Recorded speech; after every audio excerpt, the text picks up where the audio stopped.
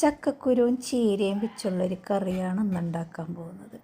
ചക്കക്കുരു ഇതുപോലെ ഉരൽ കൊണ്ട് ഒന്ന് പൊട്ടിച്ച് അതിൻ്റെ വെള്ളപ്പാടൊക്കെ അങ്ങോട്ട് കളഞ്ഞ് വെള്ളത്തിലിടുക.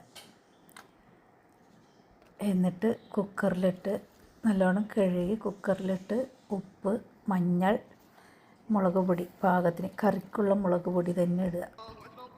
ഒരു തക്കാളി മുറിച്ചിടുക. എന്നിട്ട് ഒരു 3 വിസിലടിക്കുക. പിന്നെ നമ്മൾ ചീരയൊക്കെ നന്നാക്കി വെച്ചിട്ടുണ്ട്, അത് നല്ലോണം വെള്ളത്തിൽ കഴുകുക. ഈ തണ്ട് വേറെ മാറ്റി വെക്കണം. എന്നിട്ട് നല്ലോണം കഴുകി അത് വാര വെക്കുക. വാര വെച്ച ശേഷം തേങ്ങ, നല്ല ജീരകം, ഒരു 2 വെളുത്തുള്ളി, ഒരു 4 ചെറിയുള്ളിയും ചേർത്ത് നല്ലോണം അരക്കുക. കുക്കറിൽ വിസിൽ വന്നു, അതെല്ലാം വെന്തു. അപ്പോൾ ഞാനത് വേറൊരു പാത്രത്തിലാക്കി ഒരു വലിയ ഉള്ളിൻ്റെ ഒരു പകുതി എടുത്ത് അതും ഇട്ട് നല്ലോണം തിളപ്പിച്ചു. അതിനി ഒന്ന് ഉടച്ചു. പരിപ്പിടേണ്ട ആവശ്യമില്ല. ആദ്യം ആ തണ്ടുകൾ ഇടുക. ഒന്ന് തിളച്ച ശേഷം ഈ ഇല, പച്ച ചീര അതിൽ വാരിയിടുക. എന്നിട്ട് കുറച്ച് ഉപ്പ് ഇടുക. മൂടി വെച്ച് വേവിക്കുക. ഈ ചീരക്ക് കുറച്ച് വേവുണ്ട്.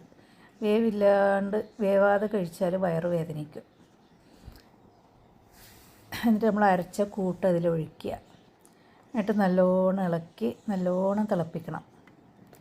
തിളപ്പിച്ച ശേഷം നമ്മൾ കുറച്ച് വെള്ളത്തിൻ്റെ കുറവുണ്ടായിരുന്നു, കുറച്ച് ഉപ്പും എല്ലാം നോക്കി പാകത്തിനാക്കി നല്ലോണം തിളപ്പിച്ചവിടെ വെക്കുക. പിന്നെ ചട്ടി വെച്ച് എണ്ണ ഒഴിക്കുക, കടുക് ഇടുക,